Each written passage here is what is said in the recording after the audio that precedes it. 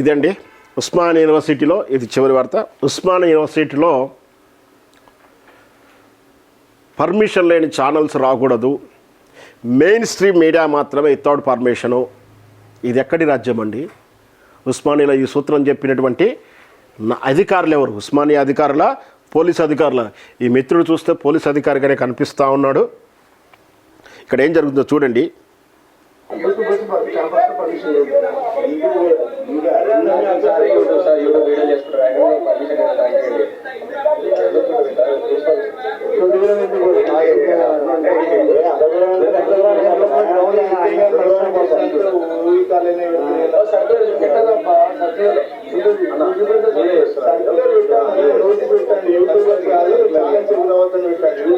Student journalism చదువుకొని journalism వృత్తులు ఉన్నా కూడా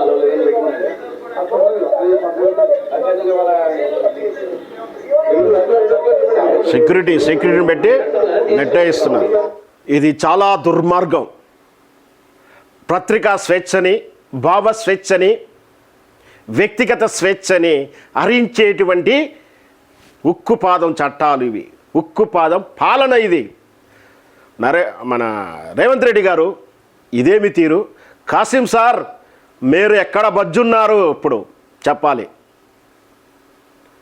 ఈ రాష్ట్ర ముఖ్యమంత్రి మీద, మా హిందూ మతం మీద అనుచిత వ్యాఖ్యలు చేశారు మీరు. కేవలం మీ స్వార్థ ప్రయోజనాల కోసం ఈరోజు మీ స్వరం తగ్గిపోయింది కాసిం సార్ అనే అనుమానాలు వస్తూ ఉన్నాయి. మీ యూనివర్సిటీ పరిధిలో భావస్వేచ్ఛ లేదట, పత్రికా స్వేచ్ఛ లేదట, ఓన్లీ మీడియా, మెయిన్ స్ట్రీమ్ మీడియాకి మాత్రమే అనుమతి అంట. ఇది ఎక్కడి రోలు? భావ స్వేచ్ఛ, పత్రికా స్వేచ్ఛ, వ్యక్తి స్వేచ్ఛను హరించేటువంటి విధానం. ఈ యూట్యూబ్ ఛానల్స్ ముఖ్యంగా స్పష్టంగా చెప్తా ఉన్నారు. యూట్యూబ్ ఛానల్స్కి not allowed without permission. OU క్యాంపస్లో ఎలాంటి షూటింగ్లు చేయొద్దు, ఎలాంటి వీడియో బైట్స్ చేయకూడదు, ఎలాంటి కథనాలు చేయకూడదు అని చెప్పేసి పోలీసులు, బహుశా వీళ్ళు కూడా సెక్యూరిటీ గార్డ్స్ ఉండొచ్చు, వాళ్ళతోటి నిలవరించే ప్రయత్నం చేస్తున్నారు. ఇది నేను తీవ్రంగా ఖండిస్తున్నాను, ఒక జర్నలిస్ట్గా ఖండిస్తున్నాను. Telangana union of online working journalist union, TUOWJ, Telangana union of online working జర్నలిస్టులు అంటే ఆన్లైన్లో పనిచేసేటువంటి జర్నలిస్టులు, ఏదైతే వర్కింగ్ చేస్తున్నటువంటి జర్నలిస్టులు. ఆన్లైన్ అంటే అది ఒక యూట్యూబ్ ఛానలే కావచ్చు, వెబ్సైట్సే కావచ్చు. ఇట్లాంటి జర్నలిస్టం ప్లాట్ఫామ్ మీద ఉన్నటువంటి జర్నలిస్ట్ యూనియన్ స్టేట్ సెక్రటరీగా చెప్తా ఉన్నాను. మరియు మా ప్రెసిడెంట్ గారు కూడా దీన్ని తీవ్రంగా ఖండించారు. ఖచ్చితంగా యూట్యూబ్ ఛానల్స్ని అనుమతించాల్సిందే. భావ స్వేచ్ఛను ఆపుకునే హక్కు మీకు లేదు. కోర్టులు ఎన్నిసార్లు మెట్టకాలేసినా, కోర్టులు ఎన్నిసార్లు మీకు తిట్లు చివాట్లు పెట్టినా కూడా మీ పద్ధతి మార్చలేదు. గైడ్లైన్స్ ఇచ్చింది స్పష్టంగా. ఇది ఇంకొకటి ఇక్కడ స్పష్టంగా చెప్పాలి. పాలకులారా, మా యూట్యూబ్ జర్నలిస్టులను గుర్తించండి, మాకు కూడా అక్రిడేషన్ కార్డులు ఇవ్వండి, మాది కూడా ఒక వ్యవస్థగా గుర్తించండి, మమ్ములను కూడా అధికారికంగా హోదాలో INPRలో మాకు స్థానం కల్పించండి, మాకు ప్రెస్ మీట్లకు అలో కల్పించండి. అక్రిడేషన్ ఉన్నటువంటి వాళ్ళకి మాత్రమే అసెంబ్లీలో ఇట్లాంటివంటి అఫీషియల్ దాంట్లో రాణిస్తారు. మా యూట్యూబ్ ఛానల్ కూడా రాణించండి. ప్రభుత్వాలని మార్చగల శక్తి, ప్రభుత్వాలను దించగల శక్తి, ప్రభుత్వాలను ప్రభావితం గల శక్తి ఈరోజు ఈ ఛానళ్ళకే ఉంది. వీళ్ళు అంటే మెయిన్ స్ట్రీమ్ మీడియా అమ్ముడిపోయి బజ్జోని జర్నలిజం వ్యభిచారం చేస్తున్నటువంటి ఈ రోజుల్లో నికార్స్గా ప్రాణాలను తగ్గించి చిన్న సోర్స్ అంటే ఆర్థిక సోర్సులు కానీ మ్యాన్ పవర్ కానీ చిన్న సోర్స్లోనే పెద్ద పెద్ద కుంభకోణాలను, కుంభస్థలాన్ని కొడుతూ ప్రభుత్వాల పనితీరును ప్రశ్నించినటువంటి యూట్యూబ్ వ్యవస్థలో ఉన్నటువంటి ఆన్లైన్లో ఉన్నటువంటి జర్నలిస్టులను అసలు మీరు జర్నలిస్టులే కాదు, మీ జర్నలిస్టులు, మీరు కేవలం భావస్వేచ్ఛగా మీ ఇష్టం వచ్చినట్టు మీరు మాట్లాడుకుంటున్నారు అని చెప్పేసి భావస్వేచ్ఛ మీద మమ్మల్ని గుర్తించినటువంటి మీరు మళ్ళీ స్పష్టంగా అర్థమయ్యేలా చెప్తున్నాను.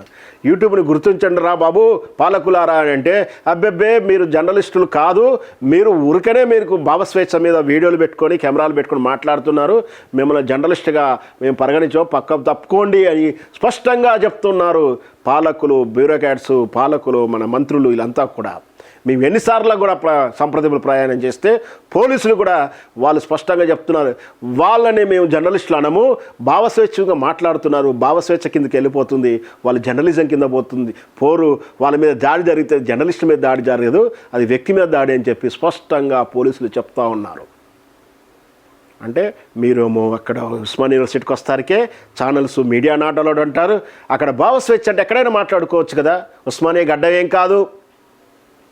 పోలీస్ స్టేషన్లో కూడా భావస్వేచ్ఛ ఉంది, కెమెరా వీడియోలు తీసుకునే స్వేచ్ఛ ఉంది. కేవలం కోర్టు పరిధిలో మాత్రమే నిషేధిత ప్రాంతాలైనటువంటి కొన్ని మిలిటరీ ప్రాంతాలు, ఆసుపత్రుల మాత్రమే కెమెరా తీయడానికి వీలు లేదు. ఏ అంశం గురించే నువ్వు మాట్లాడుకోవచ్చు, జ్యుడిషియరీ పవర్స్ ఉన్నటువంటి వ్యవహారాల్లో తప్పించి, అంటే స్పీకర్ నిర్ణయించినటువంటి వ్యవహారాల్లో నువ్వు బహిరంగంగా మాట్లాడటానికి వీల్లేదు, కోర్టు తీర్పుల గురించి నువ్వు బహిరంగంగా మాట్లాడటానికి వీల్లేదు. నీకు అభ్యంతరం ఉంటే, అంటే ఇక్కడ ఏంటి మళ్ళీ స్పష్టంగా నీకు అభ్యంతరం ఉంటే మీరు అఫిడవిట్ వేసి డిస్కస్ చేయాలి, కానీ వేదికలెక్కి మాట్లాడకూడదు. ఇంత స్పష్టంగా భావస్వేచ్ఛ గురించి, వ్యక్తి స్వేచ్ఛ గురించి, పత్రికా స్వేచ్ఛ గురించి నిర్వచనాలు ఉంటే మీరు ఉస్మానియా యూనివర్సిటీలో అడుగు పెడతానికి వీలు లేదని చెప్పడం ఎక్కడి చట్టం మీది, ఎక్కడి దుర్మార్గం మీది, ఈ సూత్రం తయారు చేసినటువంటి పాలకులు ఎవరు, మీ వెనక చెప్పినటువంటి అధికారు ఎవరో కూడా స్పష్టంగా చెప్పాలి. సర్క్యులర్ రిలీజ్ చేయండి దమ్ముంటే, మీకు దమ్ముంటే ఒక సర్క్యులర్ రిలీజ్ చేయండి, ఈ పరిధిలో, ఈ కిలోమీటర్ పరిధిలో ఎలాంటి మీడియా స్వేచ్ఛ లేదు అని చెప్పి ఒక ప్రకటన చేయండి. అప్పుడు మీ పాలనకు అర్థం, మీలో ఉన్న ధైర్యానికి అర్థం. ఇట్లా దుర్మార్గంగా మీడియాని మీ బుల్డోజర్ పెట్టో లాఠీలు పెట్టో ఆపుతా అంటే మూల్యం చెల్లించుకోవాల్సి వస్తుంది. తెలంగాణ ఆన్లైన్ వర్కింగ్ జర్నలిస్టుల నుంచి స్పష్టంగా మళ్ళీ చెప్తా ఉన్నాను, ఖచ్చితంగా మా ఉస్మానియా గడ్డ మా అడ్డ, మా హక్కు, అది మేము ఉద్యమం చేశాం. ఓ ఉద్యమాన్ని వృద్ధులు తెగించినటువంటి ఆ గడ్డ మీద మాట్లాడే స్వేచ్ఛ లేదంటారా? ఇది ఎక్కడి దుర్మార్గం, ఇది ఎక్కడి పాలన? మేము ఏం పాలన కోరుకున్నాం ఉద్యమ సమయంలో? ఉస్మానియా విద్యార్థులు ఉస్మానియా ప్రాణాల గడ్డం పెట్టి కేసులకు భయపడకుండా, రేపు ఉద్యోగం వచ్చినా అక్కర్లేదు, మాకు క్రిమినల్ కేసులు అక్కర్లేదని ఆనాడు భయపడకుండా ఉద్యమం చేసిన తీరు, ఈరోజు కూడా అదే జరుగుతున్న తీరులో ఉస్మానియా విద్యార్థుల రేపటి భవిష్యత్తు యువత యొక్క వాయిస్ను మేము పట్టుకోవాలని ప్రయత్నం చేస్తే అడగదొక్కుతారా? మీకు ఉద్యోగం కల్పన చేసి చేత కాకపోతే తప్పుకోండి, కానీ నిరుద్యోగుల ఆశలని కాలర్ రాస్తాము, వాళ్ళ వాయిస్ వినిపిస్తానికి వీలు లేదు అని చెప్పేటువంటి మీ దుర్మార్గమైన ఆలోచనని బంద్ చేసుకోవాలి. ఎవరా మీకు అవకాశం, ఎవరా రూల్ చెప్పినటువంటి? మళ్ళీ పోలీస్ ఆఫీసర్ చెప్పారా, మీకు మంత్రివర్గం ఎవరైనా చెప్పారా? స్పష్టంగా దమ్ముంటే, అవకాశం ఉంటే మీరు సర్క్యులర్ రిలీజ్ చేయండి. దానికి న్యాయ పోరాటం చేస్తానికి మా సంఘం సిద్ధంగా ఉంటుంది. జర్నలిస్టులు అంతా కూడా ఏకమై వస్తాం. యూట్యూబ్ ఛానల్ ఖచ్చితంగా పర్మిషన్ ఇవ్వాల్సిందే, మమ్మల్ని కూడా సెక్టర్గా గుర్తించాల్సిందే. మాకు ఇల్లులో పట్టాలు అక్కర్లేదు, మమ్మల్ని కూడా అధికారికంగా గుర్తించండి, మేము కూడా ఉన్నాము అని మమ్మల్ని గుర్తించండి. అంటే అఫీషియల్గా అక్రిడేషన్ కార్డ్స్ మొత్తం ఇవ్వకుండా మీకు సచివాలయానికి రావడానికో, మీ సెక్రటరీకి రావడానికో, మీ మంత్రివర్గ మీటింగ్లకు రావడానికో అఫీషియల్ అథారిటీ ఇవ్వండి చాలు. మాకు మీ నిధులు అక్కర్లేదు, మీ ఇచ్చేటువంటి ఇళ్ళ స్థలాలు కాదు మేము అడిగేది, కనీసం భరోసా, మమ్మల్ని ఒక సెక్టర్గా గుర్తించమని అడుగుతున్నాం. అది వదిలేసి ఇప్పుడు ఏకంగా మమ్మల్ని ఎక్కడికి రానియనటువంటి సర్క్యులర్ తయారు చేసే విధానం వస్తుంది. అది బాధపడతా ఉన్నాం. ఖచ్చితంగా ఇలాగే బుల్డోజర్ నియమాలు వస్తూ ఉంటే ఖచ్చితంగా మేము పోరాటానికి దిగుతాం, డిమాండ్కి దిగుతాం.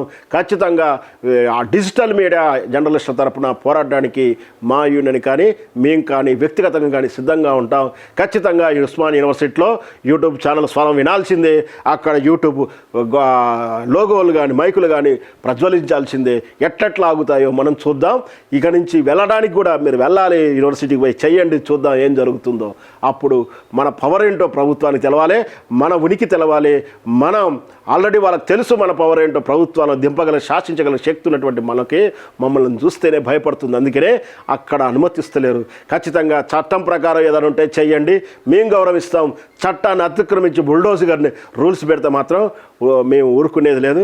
ఖచ్చితంగా మా హక్కది, మా భావ స్వేచ్ఛ హక్కది, మా పత్రికా స్వేచ్ఛ హక్కది, మా వ్యక్తి స్వేచ్ఛ హక్కు, వ్యక్తిగతంగా కూడా మాకు రాజ్యాంగం కల్పించిన హక్కులు ఉన్నాయి, మాకు విధులు ఉన్నాయి, వాటిని నిర్వర్తిస్తాము. మీరు అన్అఫీషియల్గా ఇట్లా బుల్డోజ్ చేసి అమాయకులను బెదిరిస్తే మాత్రం ఊరుకునేది లేదు. మరి చూద్దాం ప్రభుత్వం ఏ విధంగా స్పందిస్తుందో వీటి విషయాల్లో. ఇవి ఈనాటి ముఖ్యాంశాలు.